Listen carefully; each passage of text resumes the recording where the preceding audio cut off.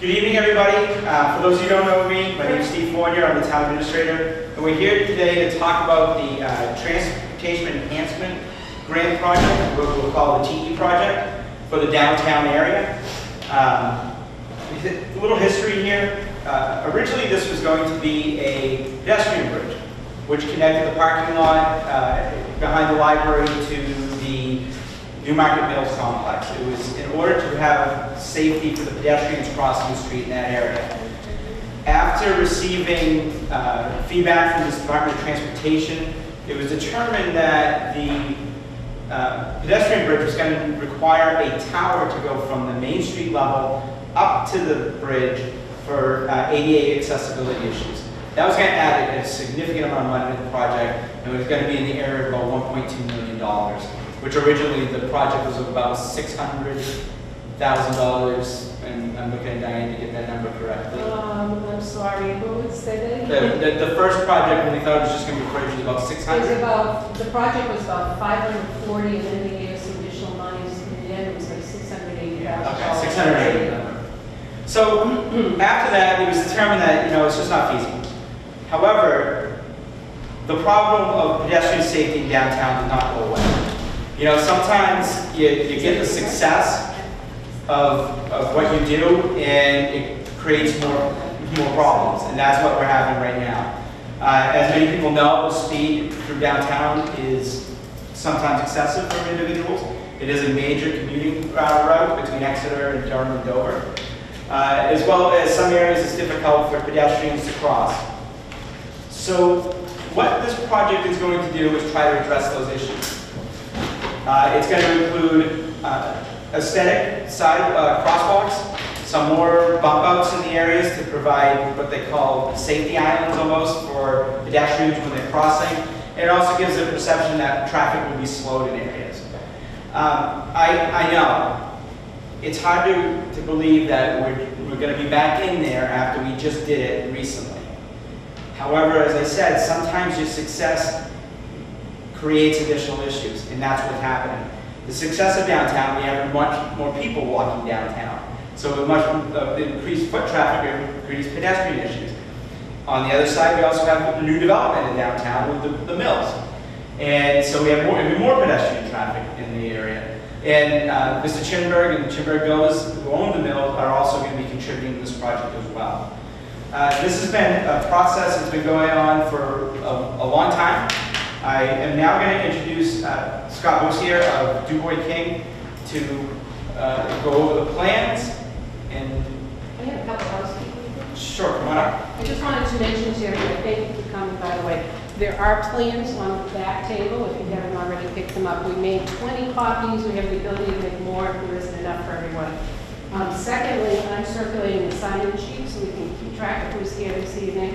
And thirdly, I just wanted to mention that over the past 4 years, we've worked with the Transportation Enhancement Committee, which is sort of an ad hoc committee made up of individuals who are interested in transportation pedestrian issues in the town. And I particularly wanted to just acknowledge them. Representing the planning board was John Badger, who's currently a board member. Representing Newmarket Mills, Jeff Spitzer. Representing Stratford Regional Planning Commission, and Mark Ambrose, who's no longer with them, and Cynthia Copeland has been a real asset. And our building official, of course, Mike Hoffman, and not to forget Mr. Malasky over there in the corner, he participated. And I just want to thank the members of the committee for their assistance, because without their guidance and leadership, we wouldn't have gotten to the point where we are now. So anyway, with that, I'll turn it over to Scott. Thank you very much. I'm going to wait till the end for questions so we can get the presentation through, and then we'll be more than willing to answer questions. So, Scott, I'm going to turn it over to you. Thank you. My name is Scott Myers with DuBois King. I'm the project manager for this project. Tonight's presentation is to summarize the pedestrian crossing improvements for the downtown area along Main Street between Elm Street, the north end, and Exeter Road at the south end. This project is currently in the second phase, first being study, second being design, and third being construction. This project, proposed improvements that I'm going to present tonight, is based on a recent study that was completed this past winter, approved by the town and the Hampshire Department of Transportation, along with a recent scoping meeting with the New Hampshire DOT. And during that scoping meeting, the Department of Transportation's project manager was at this meeting. His boss was at this meeting. Her boss was at this meeting, along with District 6 and the Hampshire Department of Transportation's traffic operations engineer. So the characteristics and the scope of this project has been well defined, has been understood by both the town and the Hampshire Department of Transportation.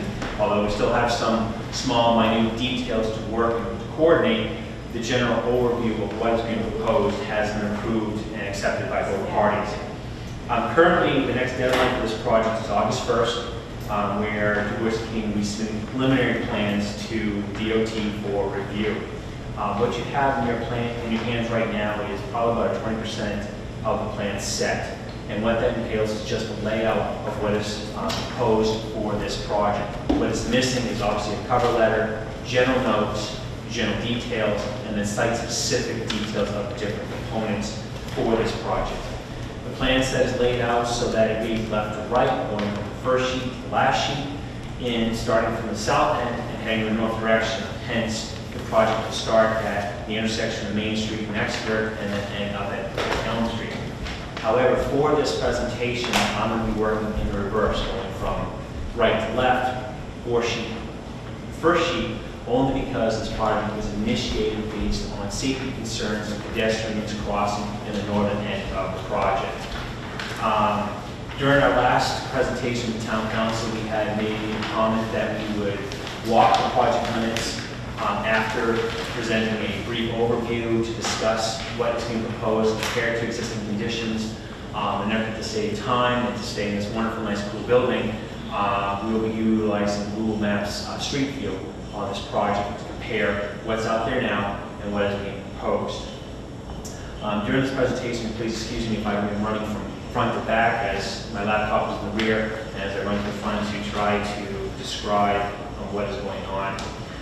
Before we start walking the project and going through the plan sets, there's some project components I definitely want to identify so that everyone has a visual of what is going to propose and what is going to be implemented in this project. First component is the reduction in speed for this area. As many of you may be aware, the project, our study, we recommended because of the limited sight distance of the current posting of the speed limit, which is currently at 30 miles an hour, be reduced down to 20 miles an hour. In order to do that, Newmarket would have to establish an urban compact zone. But unfortunately, due to time and the limitations of this grant and the deadline that are being established by DOT, it doesn't work well with trying to get legislation to allow Newmarket to establish an urban compact zone. So as a result, we are doing the next best thing, which is requesting DOT to reduce the posting from 30 miles an hour down to 25 miles an hour. It may not seem a lot, but every 5 miles does make a difference and does help in improving the sight distance that motorists are crossing between this area. To date, Du Bois King have completed the supplemental documentation, have provided that to the town. The town has moved on with making their request to DOT, and that is basically the basis of what is being proposed. The next component, the next three components of this project are rectangular rapid flashing beacons, RFBs, and then standard signage, W11-2s and W16-7. What does that all mean? It's really just a yellow triangular sign that has a pedestrian on it, which is W11, and then W16 is a supplemental plaque with a down arrow indicating motorists that here's the crossing versus here's a pedestrian crossing someplace else. At this moment, what I'd like to do is demonstrate and show you what we're looking at. This is the standard W11 signage. This is the standard down arrow plaque that's going to be at all crosswalks along Main Street. These two beacons here are the rapid flashing beacons. It has been proven that these, especially at nighttime and during the day, improve motorist awareness of pedestrian crossings when actuated versus, let me demonstrate to you, the standard incandescent flashing lights. So as you can see, someone actuates the punch line, those lights light up. At nighttime, they're very bright and can be seen compared to what has been standard to date. The next component of the site of this project is shared pavement line markings. Basically what we'll be doing is on the ground be painting a symbol of a bicycle and 2 chevron at 250-foot intervals starting at Exeter and ending at Elm Street. And the reason we're doing this is we understand that a bicycle lane from Durham to Newmarket and then from Newmarket to the town line of Newfields is being constructed, and unfortunately bicyclists don't know what to do in the downtown area, and felt that this was more appropriate so that would allow motorists to understand that they will or could potentially be cyclists utilizing and have to share the travel lanes through the downtown area. In addition, all the sidewalk crossings will either have curb extensions or bulb outs, and there's a difference between the two. A curb extension is where you actually have a curb reveal starting from where the sidewalk is, heading up to what is quote-unquote the fog line or the yellow, the white line of either side of the roadway, and it starts to depress in elevation so that a person in a handicap, wheelchair, or any other handicap can then don't have to step down, but then cross the crosswalk, and then elevates back up to a back to the sidewalk.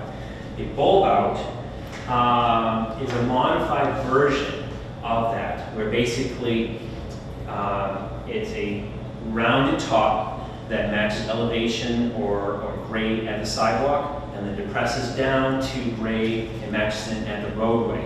And it's a 3-dimensional arc, and the whole purpose of that is to provide a visual contrast for motorists, but also try to improve maintenance for the Public Works Department, where when they're plowing in the wintertime, their wing plow can just come along and just ride up and over the bump. Versus the curb extension, you're adding more time, more maintenance, more cost to the town to maintain these items.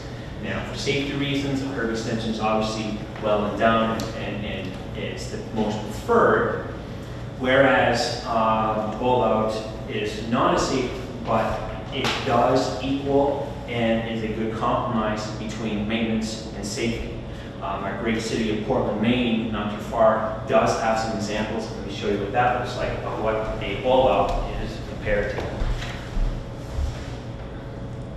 Now this detail here shows what a standard curb extension is with DOT, where, as I stated, we have a full reveal and it flips down to where the crosswalk is. And many people are very much aware of what a standard curb extension is. Bulb out, and I'm not sure if you can visually see it or not, but you basically are outlined by granite. The city of Portland has inlaid with brick. It matches in, so anyone in a handicap wheelchair can come right down, comes down to the street level, and then they're able to cross. And as I said, during wintertime maintenance, the snowplow is able to come up and ride up and over, and it helps with reducing maintenance of that item. Now, where we install curbs and where we install bulb outs is still yet to have coordination between the town and DOT and how we feel is safe for the town. Lastly, textured crosswalks. This is something that is going to be implemented at all the crosswalks. It's going to be similar to what is currently existing at Lily Court. District 6 has reviewed the details of what was designed, approved, and implemented during the downtown revitalization. And as many of you are aware, Lily Court is flanked with granite curb and concrete pavers, dark and gray, and everything is flush with pavement. DOT District 6 agrees that they will accept that for all the textured crosswalks. This will allow more visual contrast for motorists to understand what is pavement, what is a crosswalk. The only difference between what is currently at Lily Court now and what we are proposing is just a red colored in the concrete pavers, just to tie into the downtown area. And then with that stated, let me pull up a Google map and let's go through and walk Main Street. So I have stated and requested we're going to work from the last sheet going from right to left. And basically what we have here now is we're reviewing Public Library and Main Street coming in. Right here where we have current signage for pedestrians, that's going to be reduced or replaced with a posted 25-mile-an-hour speed limit sign. Some distance north of that along Route 108 will obviously have a warning sign to motorists, letting them know that this post speed limit is being reduced from 30 down to 25, so that they're very much aware of what's going on. Further down from here, we'll be relocating what you guys are aware of is your solar-powered LED flashing pedestrian signs. And the whole purpose of that is to reutilize what the town currently has and identify and establish a pedestrian zone. Those will be located, as I said, somewhere in this general vicinity of Elm Street, and again down at Exeter, at the intersection of Exeter. In this area, it's very wide open. Visual sight distance is very good. One of the things we will have to do is not only reduce the speed through postings, but also make motorists feel that they're congested. When they feel congested, they drive a little slower. We're going to be recommending tree plantings, and then in addition to here, taking this curb and extending it out and about and around, as shown on the left-hand side, trying to add more grass, add additional trees to close in Scott, the visual. would you like me to zoom in there? Sure. Would that not decrease the visibility? Yes, it will. And that's our purpose. By decreasing the visibility to motorists, it will slow down. Now, we're decreasing the visibility only in this area, not where, right here, the crosswalk is at. The crosswalk at that is still going to meet the sight distance both in the north and the south direction for both motors and for pedestrians of what it is recommended by AASHTO for a 25-mile-an-hour speed limit. How many parking spaces will we lose on the left side to do that? One. One. Would it be more, because grass is awful hard to take care of, would it be better to take the grass, all the grass off the left-hand side, keep the parking spot, because parking's a problem downtown as it is, and widen the site in front of the wall and make a nice sidewalk there without trees, because trees, I know we're a tree city, but, you know. That is something I will note, and I'll work with the town on that and see what is preferred and what is recommended. It was looked at already a little bit. However, part of the problem is the more you dig into that side, the more you deal with the retaining walls. And also that you're trying to, there's already a sense of narrowness on that side with the wall and everything. You're trying to get it on both sides to feel like you're entering almost into a funnel to slow down traffic. So what it's basically going to do is extend the curb line almost to the fog line all the way down. There'll be areas for plantings. One thing that the state actually recommended that I've been trying to find there is to put a welcome to Newmarket sign. And they said that's another item that could be put in that area. So that would be sort of like the gateway area for the downtown. Would this not have some kind of an impact on the bike path that's proposed? No, there's no bike path in this area.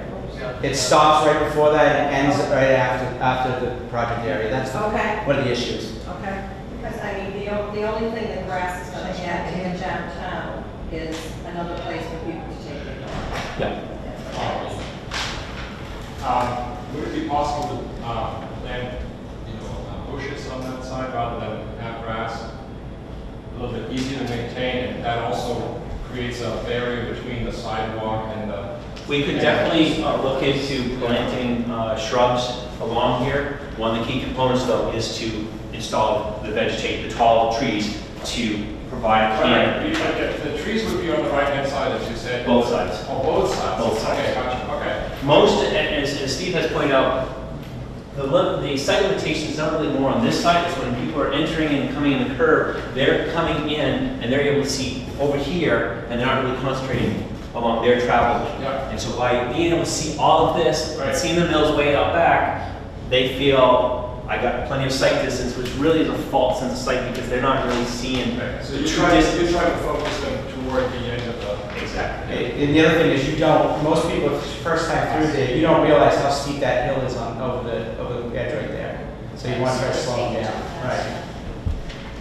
Get a sense of, I'm hearing side here, side there, side over there. How many signs are we adding into that downtown? Because right now, you go through town, every single street light has a sign on it. Yeah. And I find that disturbing. I agree with you. There is a thing called sign congestion, and there's something that we're going to have to try to balance out and determine. The the signs at the crosswalks on both sides of the post are necessary to identify to motorists, here, this is where the crosswalk is. Versus what's currently out there now, there's a pedestrian sign that says you're in a pedestrian area and be careful. I guess motorists beware. So we're really trying to identify where the crosswalks are and identify where they are with the signage. With respect to your comment, I guess I could work with the town and identify, inventory, all the other signs are there, and really see, do they bring a value? And Because you get one street light that says no parking, you got another street light, no parking. Could it be possible to put a no parking on this one with an arrow, and another one over here with an arrow saying this is the space you can't park? And we'll look at that. That's one of the things we heard, but you also got to realize that the state law on enforcing parking is also, there's certain laws that you have to follow that says signs have to be so many feet and certain height, that we also have to follow and be able to enforce the law. Okay, is that a new change? Because when I was on that committee for the revitalization of the downtown, that never came up. No, And then all at once we see these signs everywhere. On those crosswalks and those lights that are flashing, how many of those are these in the downtown? I'm sorry, Sunday? How many of those flashing lights will be in the downtown? In the Is there downtown? 6 crosswalks? There are 6 crosswalks, 3 north of Willie Court. Then you have Willie Court. You have Chapel Church, and then we are adding another one over by the Regions area to help improve the crossing at the intersection Exeter, South Main Street. I think out of the 6 or 7, depending on how you count Willie, there may be 3 that will have the RRFBs. Okay, and they'll only go up if you push it up. That is Right. correct. Unless you want us to set it up so No, I was concerned about people in the river more than, just put them red lights and there'll be a district. Yeah. So moving on, Steve, if you don't mind moving forward to the next crosswalk right at the top of the hill. So here in this crosswalk, there's really not much more changing that's going on, except we're going to be doing the textured pavement. We're going to be adding the RFBs here and the sign package that is going to be standard throughout the whole project. No curve extensions, everything seems to be working well with what's going on at this. Sorry, I'm on the crosswalk. With what's going on with this crossing itself. Sight distance is not an issue because at the top of the hill we got good enough sight distance looking north for traffic heading southbound, and we have a good sight distance looking south for traffic heading northbound for both pedestrians and for motorists. So as you see here, this is what we call a curve extension. We have a fog line. The curve is coming out to the fog line. It is a full reveal here, flush here. Your typical ADA dome plate so that anyone that is visually impaired know that they're at a crosswalk. This crosswalk will change with the flanking granite and the concrete pavers. There will be a signage with package with an RFB on that side, and the same thing with the other side. Now, have there any studies been done about people being irritated by those flashing lights? Yeah. I mean, especially in the dark and in rainy situations, I imagine those being... Well, first off, they only go off when the pedestrian I understand that. And the study that has been provided by Federal Highway is that they capture the attention 80% more compared to what I had provided or demonstrated of the standard incandescent one blinking light. Right. They're LED, they are a lot more high intense, yeah, they may be more So are you aware of any questions been asked in those studies, whether that was an irritant in addition to... Obviously, you captures your attention. Yes, exactly. I will have to research that and find out. Right now, the Federal Highway says it's a good thing to have those compared to the standard, and we're going to try to keep moving our design into current standards of what especially been tested and approved by Federal Highway. We have just spent a great deal of money on improving the downtown, and now we're talking about putting a large, if I refer to the one that's already there, large yellow signs on the lampposts with lights in a residential area. There is some commercial definitely, but the downtown now with Mills, Rivermore Mills, the apartments across the street, flashing lights. And also, in addition, large yellow signs that are just going to, excuse the expression, crap up what we just spent millions of dollars on. This is not acceptable. I can understand the safety issues, I can understand the crosswalks that are needed, but do we need all this extension of safety when we can reduce that factor by bringing it down to 25 miles an hour? I think, you know, if you put in another you improve the crosswalk in front of the mills, and you put another post up of a very beautiful renovation that has been done at millions and millions of dollars. Well, to address your question, like I said, we've tried to limit how much the RFPs are placed. Out of the 6 or 7, we're only installing 3, not at every single one. We're trying to be sensitive to that. And with regards to the signage postings, our take and from an engineer and our engineering stance for safety is that we're identifying where the crosswalks are, because everything is going to be flush and great. Crosswalks are fine. Signage, flashing lights, you know, are just not acceptable. I agree. I would too. And if we can limit the number of signs that we have, we will, but we also have to follow, remember, this is not a town road. This is a state road. Fine. And we have to follow some of the state, Is this a state road? What kind of state road. It's a state road, okay. We do not own the road. That's the one thing we have to follow as well. But we own the sidewalks. We do. Okay. But if the state still wanted to come in and put signs up for the crosswalks, they could do that. I guess the question is, are there any alternatives that might be? And that's what we'll look at. I mean, we've been looking at this for a while. We look at everything from bollards. However, that gets in the way when you do maintenance in the winter. Yeah. If you're familiar with UNH, they have those bollards at every crosswalk at UNH. And we've looked at those. If we can limit the number of signs, we definitely will. I mean, originally, when we're down to the 3, these are the 3 areas out of the points that are the issues that we hear the most about. One is right down here at the bottom of the hill, where the mills come right out, where you can't see because of the darkness. The second one is at near the bean, that area, because of just the number of people. And the third one is actually going to be the new crosswalk, which is the one closest to Exeter Road, where people are coming through at a rapid speed up a hill, that you want to have something there to say, warning, there's a crossing here.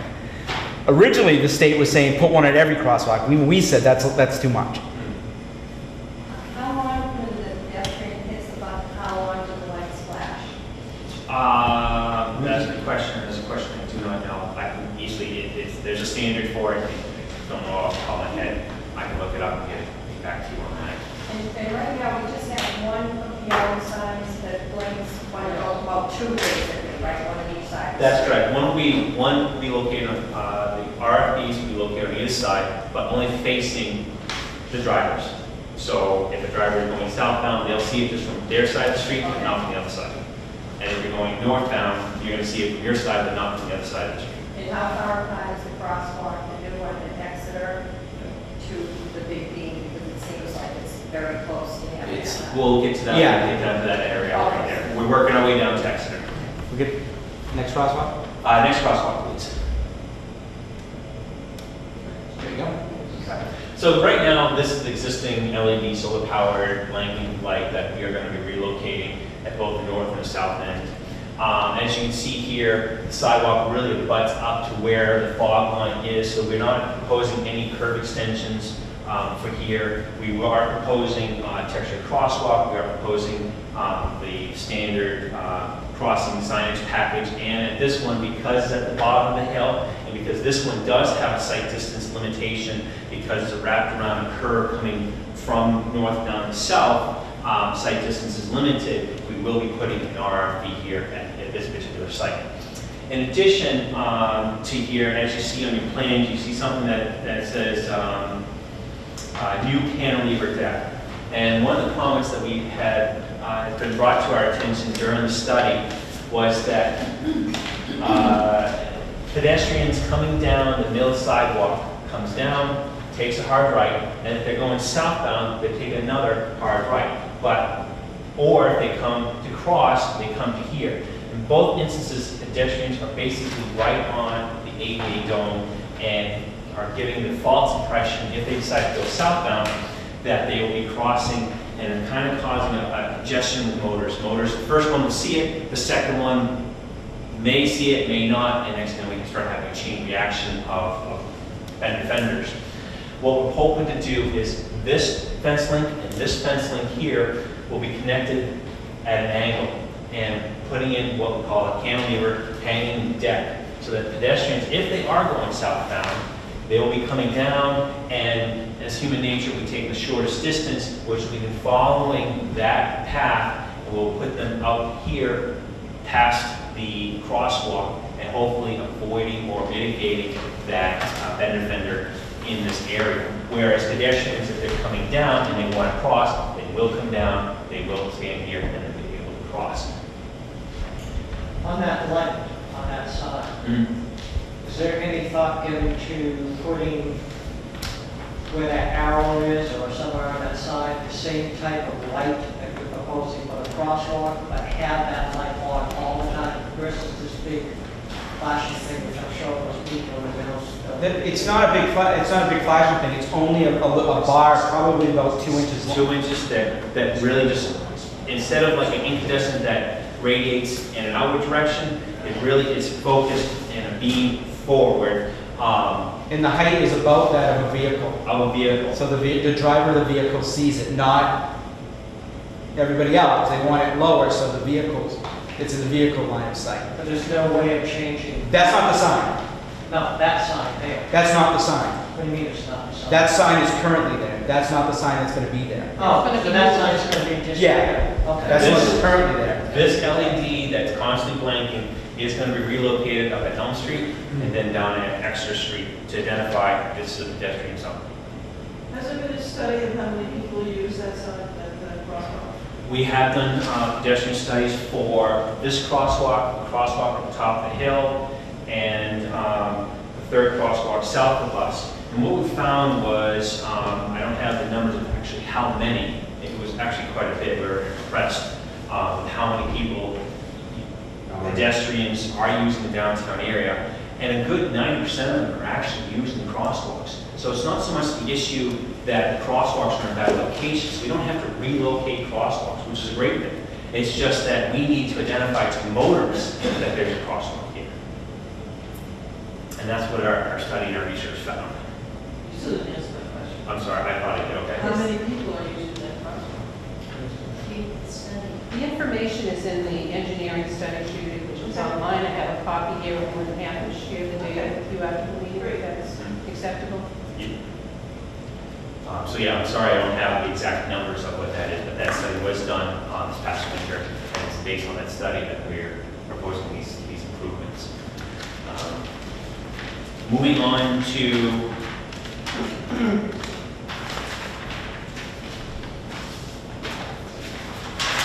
Willie Court. Central Street.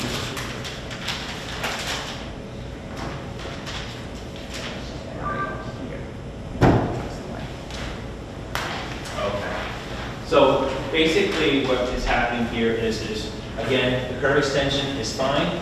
There's no improvements proposed on this side, except for on this one, we will be doing only the sign package, not an RFB on this side of the street. And the same thing on the opposite side, just the sign package. However, over here, we will be trying to extend the curb out to the fog line to reduce the distance that pedestrians have to cross Main Street.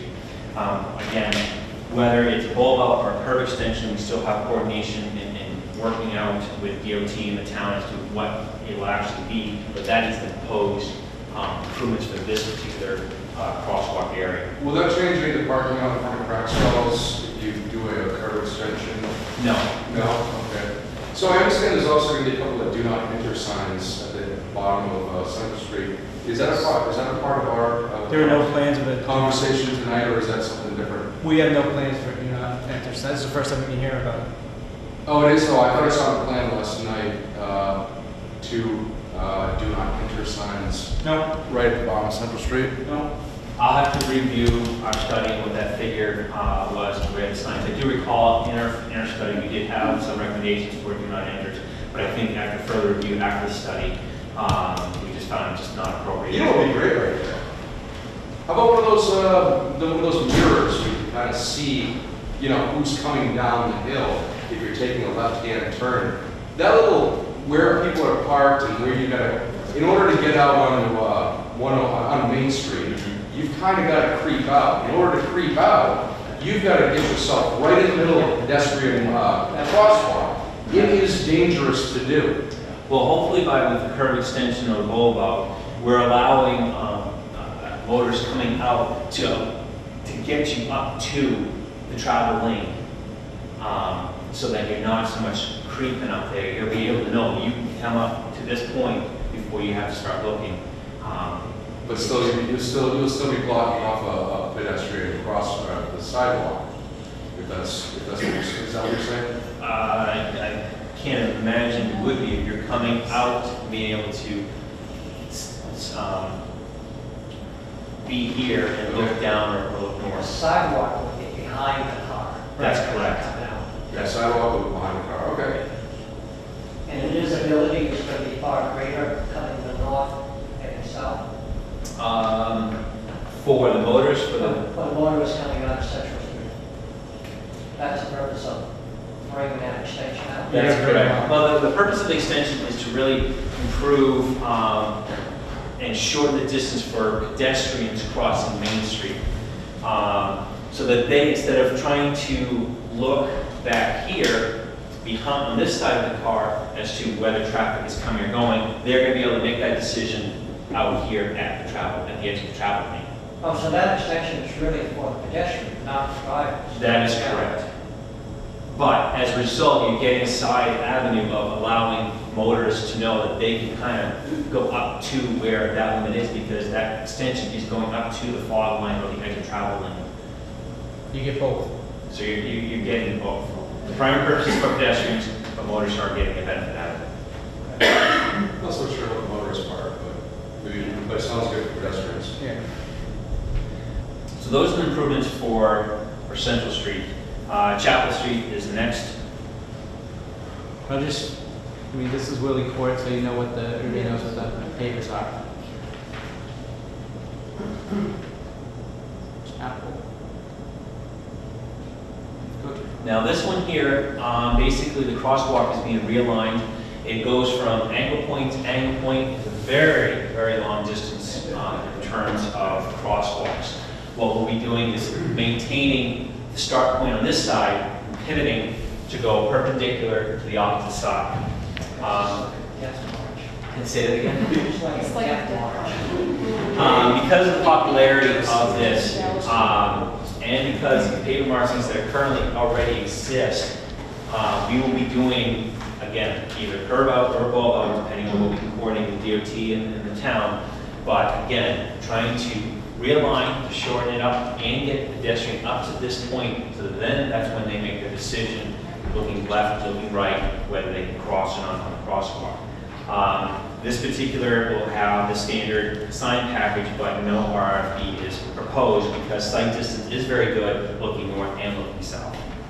How is that going to impact the area behind that last parking spot on the left? This one here? Yeah, is the crossing going to be basically behind that vehicle Yes. there? Yeah. This triangle location is where the termination point of the crosswalk is. Okay, so that parking spot will be a little bit It's smaller. not a parking No. spot. This parking spot here will not, that will be maintained. Will be maintained. So where you see the white line in the back, The dead zone, the triangle. the triangle, the dead zone is where the termination. So that means you gotta drop down where that crosswalk is at the airport or handicap? Part of it will be the changing of the curves, raising one part and lowering the other. My other question is, has anybody, we talked about it years ago, Diane, you know that, making a right-hand turn there to go into the post office and come out the other side by the back? Because visibility coming out of that corner with that car parked there, you can't see anything. It's another scenario where you're out in the road before you can actually see. And the contact for that post office would be Connecticut. Do you have that information, Dana? Yep, I Do did you have have it. it? Yep. Thank you. And that post office actually is one of 18 post offices owned by the federal government, the land and the building. There's only 18 in the country, and this happens to be one of them. Right, my understanding, the USDA actually owns the building, Department of Agriculture. Oh, really? Yeah. Who? The Department of Agriculture. Yeah, still owned by the government. Right, it's not the Postal Service any longer, it's the USDA. Yes. Yeah. We'll make note of it and work with the town. And if you need help, Steve, I Yep. can help you with that. Next one? Next one is Here. church.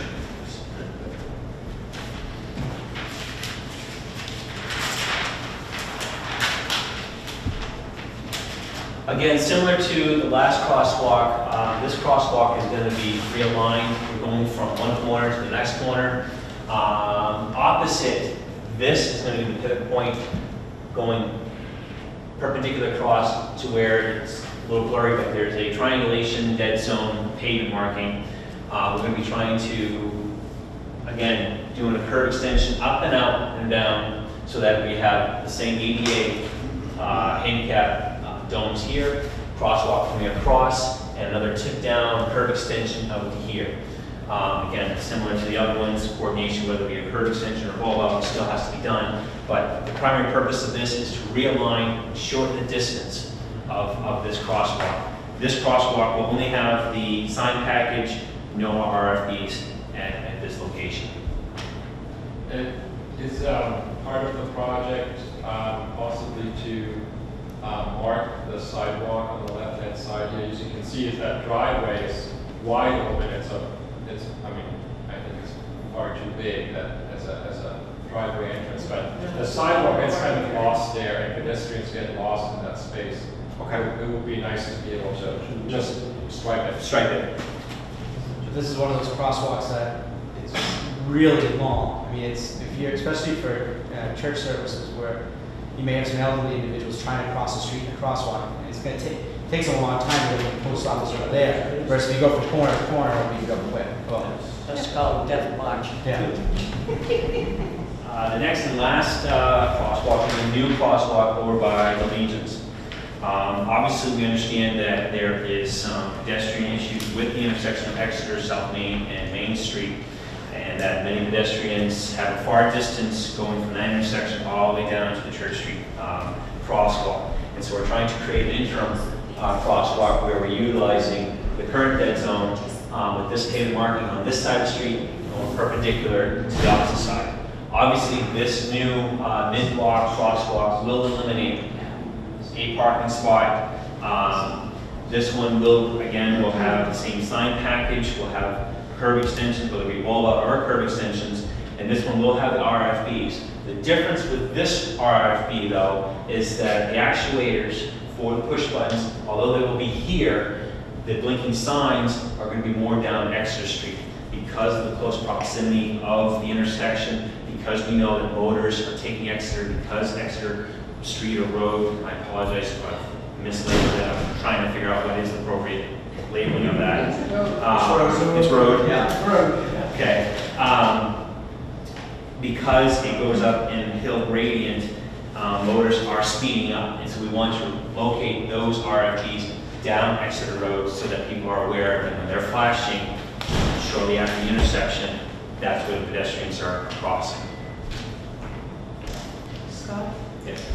Have there been any, I saw the presentation about the traffic study, the pedestrian study earlier in the year, and I was wondering if there's been any sort of study about this end of town, because I'm grateful to have a crosswalk there, and I jaywalk there all the time, and have two kids who, you know, like aren't going there, they don't want to walk all the way up to go over to the Riverworks.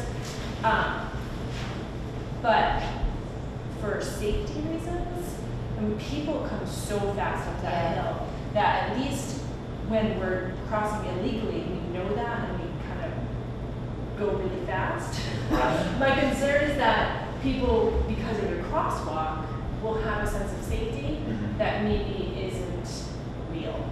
Yeah, no, I fully understand. Unfortunately, this project has morphed from a single location with the bridge to addressing the concerns of the north half. And since now we're in the design phase, we were able to convince DOT that since we're setting a precedence of what our crosswalks are going to look like in the northern portion of downtown, we should follow that same pattern all the way through. And as a result, we also realized that we have an issue with this southern, very southern area. And so as a compromise, we made the recommendation to put a crosswalk at the Legions to adequately address that intersection, where crosswalks should be or what should happen. At this time, a study really needs to be done to look at sight distance, to look at motorists, and that in itself, we highly recommend that be done on a separate project, because if we go and put the project on hold and study that, we're delaying the improvements to be done now. As many of you may or may not be aware, this project is being federally funded 80% under the Safety Lou. Don't ask me for the acronyms, what Washington wanted to call it. And that program for this transportation enhancement grant is expiring in September 2015. So at that time, what is not complete, the town is liable and responsible for 100%.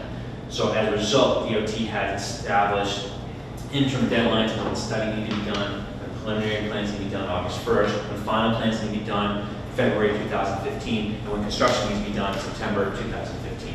So again, this project here, we recommend that we proceed forward with the proposed plans as is, so that the town gets something and improve what's there now, and then understanding that this area, this intersection, really should probably be a separate project and be reviewed under another transportation enhancement grant.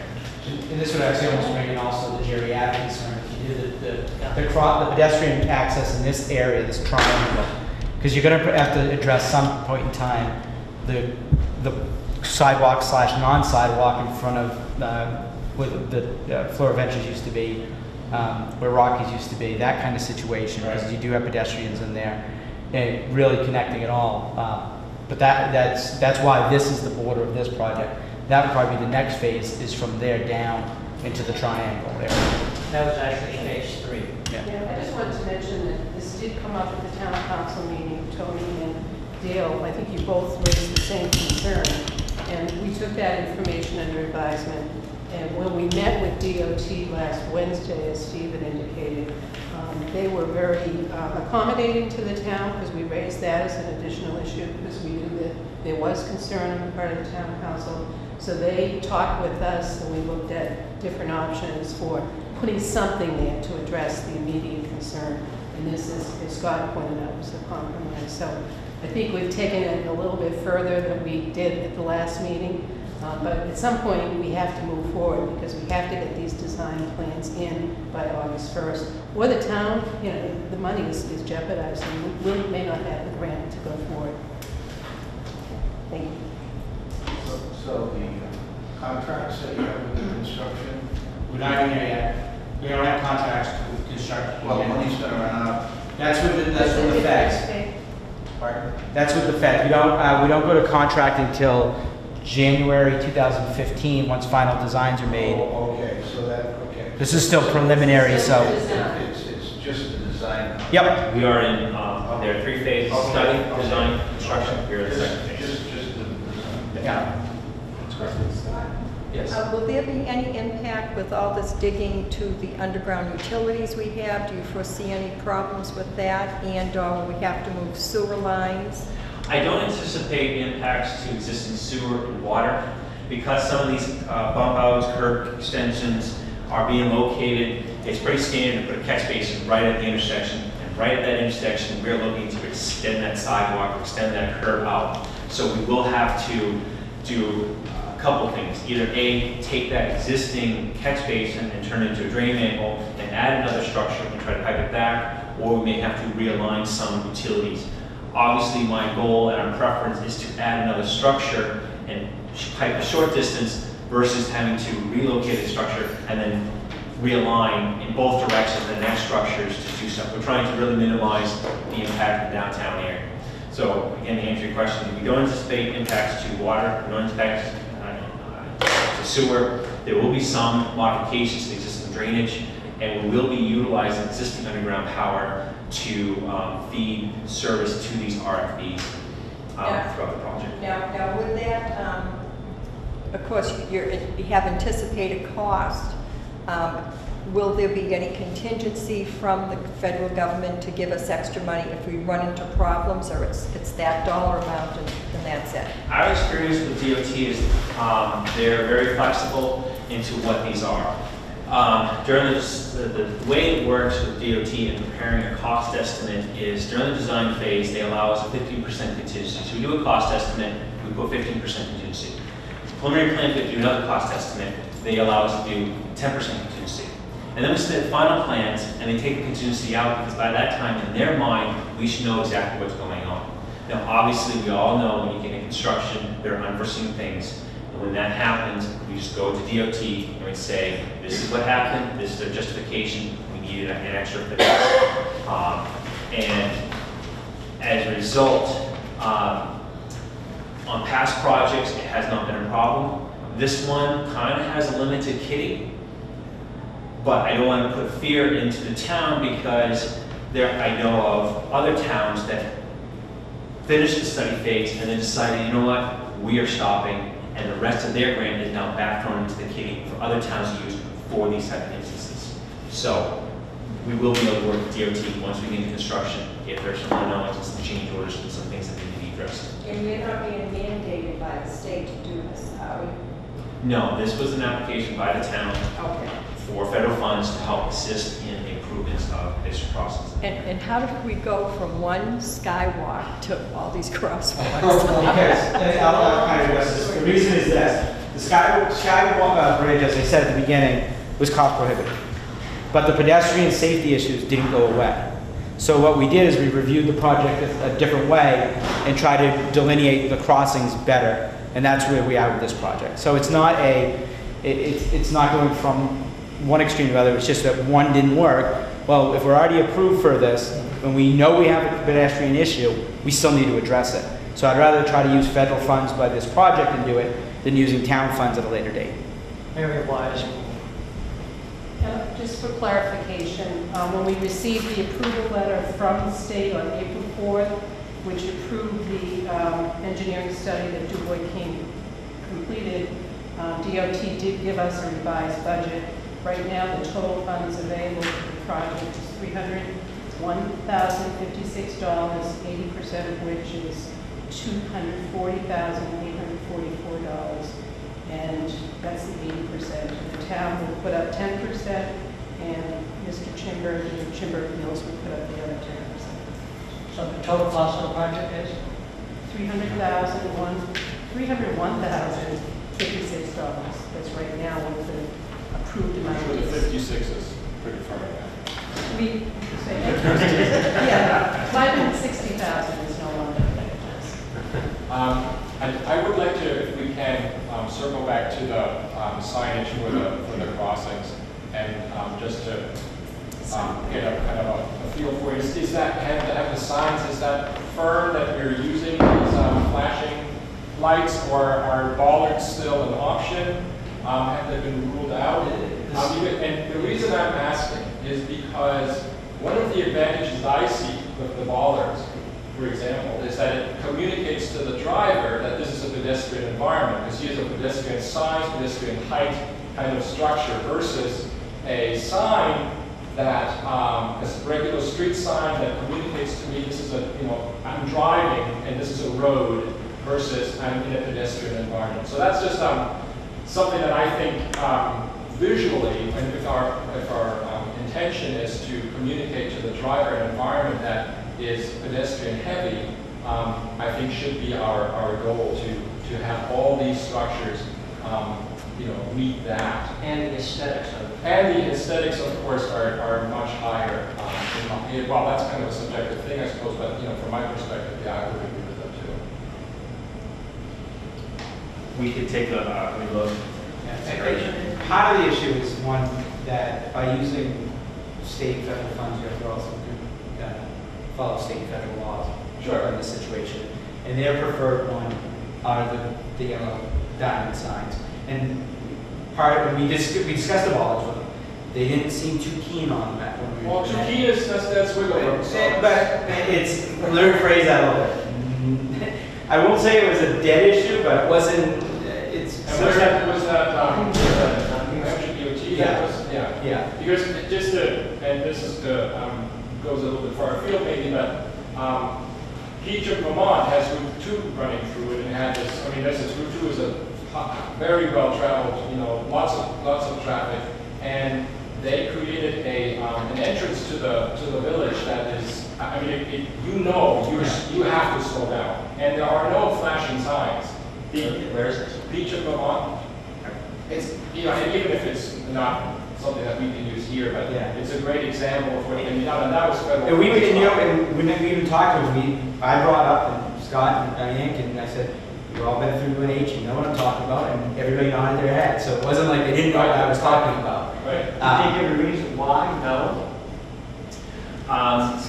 The traffic engineer during our meeting was very keen in following federal highways recommendations, which at this time is following MUTC, manageable unified traffic control devices, which is the sign package and the RFBs. I think a little bit of pushback. There was pushback, and I don't want anybody to think we didn't push back. If we didn't push back, one, we would have gotten stamped crosswalks. We would have gotten not as far as we did. There's a lot of pushback that we made. So I just don't want anybody to think we went in and said, yes, this is what we did. This was one of the ones that there wasn't much room for negotiation, even though we walked them through it. It's already in Durham. What's the problem? That's a private road. That's just town. That's a university-owned road. It's not a state road.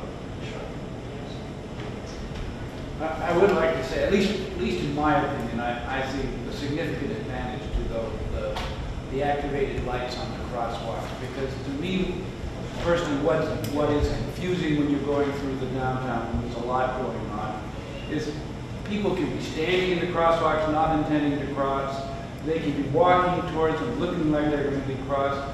You cannot even see them, and somebody sort of just veers in diagonally to the crosswalk. And trying to take all that in, I think, can be tough on drivers. And if you have something where you push a button and it says, "I'm crossing," and you have a responsibility as a pedestrian to let people, you have the ability and responsibility to let people know you're going to cross. To me, that improves communication between pedestrians and drivers, and that's a significant. I agree with you. I think, and I think the confusion and the confusing aspect of coming into downtown is absolutely there. Sometimes it's just there's so much going on in the middle of the day, and that's why I think these flashing lights are a little troublesome, because to me I understand, but they add this. I find them, they make me nervous. When I come flashing all the time. But right, and one place that they did switch over recently is in the city of Dover. St. Mary's is a very heavily pedestrian traffic area, and they redid that intersection. Previously, they had the lights like we currently have that are always flashing. They got rid of those, and they've gone with the pedestrian activated ones. So now, unless before, the problem with the constantly flashing ones is you zone out. Right, absolutely. And you're right. People are going to get nervous when they see them. We don't want to say nervous. We want to say that they're becoming aware because they see the flashing light. They'll become cautious. Right. Versus it just being washed out. And one thing also with these lights is they're not the bulbs that you see. When you come up with this, like I think Route 4 has them that warning. There's a stop light coming up. They'll have a yellow light that starts flashing. It's not the bulb. Like we said, probably no bigger than this. It's right underneath, and it's just two LED bars that will start flashing when somebody hits the button, and then they'll be able to see lights. So it's not, I don't want to say it's going to be this always flashing yellow light like you see at the intersections. But if there's another way to do it, we Well, I definitely think would. there is another way to do it. We have to understand that DOT federal is dealing with towns and cities, it's dealing with cities. We're a small town. Actually, cities are different. Cities, Right. but the cities, they actually own the road. We don't own this Fine, road. that's fine, but we still are a small town. We are not, even Portsmouth. The other And so issue. has to be some consideration for the restoration and historic district that we One- live in downtown. One thing that has to be considered also is that when you are in a downtown such as Portsmouth or Dover, or even Durham in certain places, the traffic is naturally slow because of the volume of pedestrians on sidewalks, cars parked on the side, and it's usually not a major commuter route. Our issue is this is a major commuter route and it goes right in the middle of the downtown, where our pedestrians are. But is there any consideration to the fact that the whole downtown is an historic Can I district and address signage? Can I address that? Yes. As part of this process, this next step, we have to prepare the documentation for NEPA, which is the National Environmental Protection Agency Act. And part of that is coordination with the State Historic Preservation Office under Section 106 of the Historic Preservation Act. You know the folks at the Division of Historic Resources, and they are participants. We with DOJ, I believe they have Cynthia may be able to chime in. They have a similar, they have a technical review committee with the HDR, and they work through these types of issues. They will be notified of this project, and they, of course, are aware that this is a historic district on the National Register, and there will be consideration given to the proposed improvements with respect to the historic character, architectural character, we check that box. Yep. I mean, originally, like I said, originally they didn't want, I would say they didn't want to take a lot of historic consideration, but that was what our main goal is. If we're going to do pedestrian safety, also do make sure it's aesthetically pleasing and fits historically. That's why we said pavers in the crosswalks, try to do the bulb outs and the bump outs to make that and make them look brick. I know there's one area that we can't grow grass, it's right out here, that we brought up and said, can you fill that in with cobblestones or something, or brick to make it easier, because it's just not growing grass. So yeah, we're taking it into consideration, but we don't want to have sign pollution either. We know that. But we also have to follow what we've got if we receive the funds.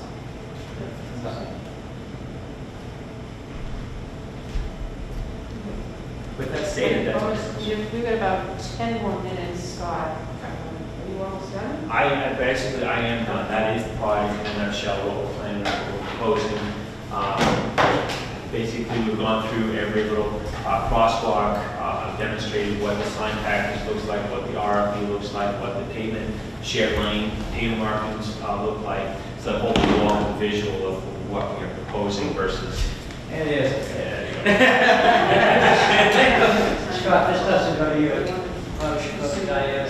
Yeah. What is the impact of this project to the businesses downtown? We hope to be minimal.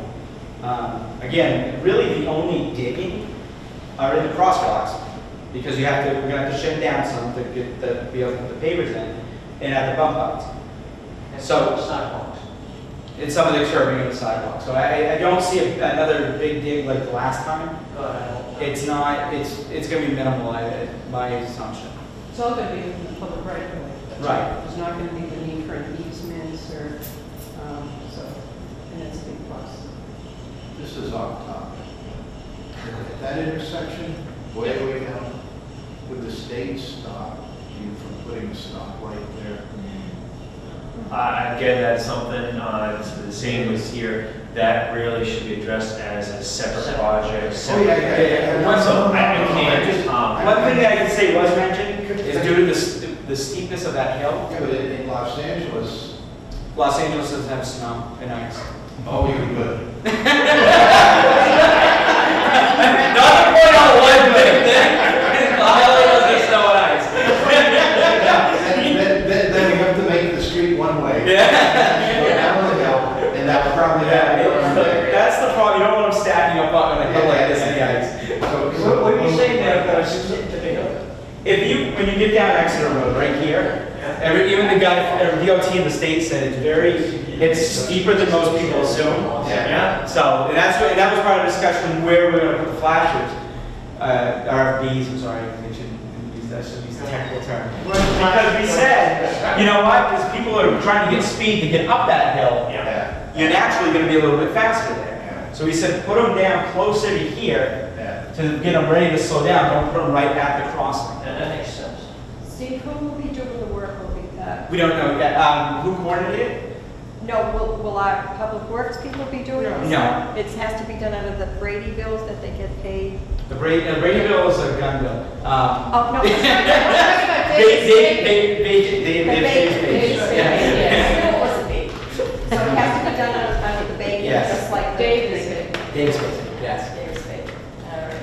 Yes. So, we'll be losing a total of 2 parking spaces? Potentially 2 parking spaces. That's what we estimate.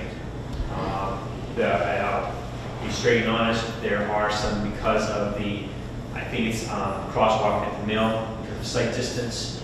DOT has expressed some concern of maybe eliminating those 2. We're pushing back saying, why? If we're doing the curb extensions, why do we need to eliminate them? Because we're getting the pedestrians out to the fog line. So what's the difference? So our goal again is. Parking space in front of, I think it's Riverworks. Way up, the very first one, Yep. heading out.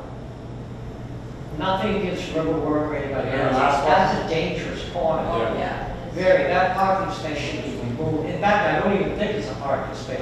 If it was Xed out, people would know they can't park it. It goes like this, and people think they can park it. He's probably one of these triangles. Yeah. Yeah, that's one of the things that we also want to look at addressing, but that falls on us because it's within the fog lines. So we're trying to figure ways to do that. This is one area that we would lose a parking space, which is where the car is there. So you can have that direct crossing there. But One yeah, up there should be. yeah, should be and eliminated. we looked at other places in this area, but again, it's too close to that intersection. And that's the problem. And that hill, you would have a blind spot from the. Do we have time for one quick question? Is the parking space size prescribed by DOT? No, Because they are very long. if you notice this year, we only painted the fog lines. Yeah. We're letting the other lines fade. Okay, good. We're doing what a lot of communities have done, that if you have a Prius, you can get a lot more Priuses and you can get Suburbans. Yes. So if you have, we're trying to be able to fit vehicles in. I know Dover's done it, Portsmouth's done it in areas. So we're trying it this year to see what happens. So, Okay. Makes more sense. yeah. Good plan. So see what we can do. Good job. Yeah, these aren't accurate. These aren't there anymore. Just get rid of some of the signage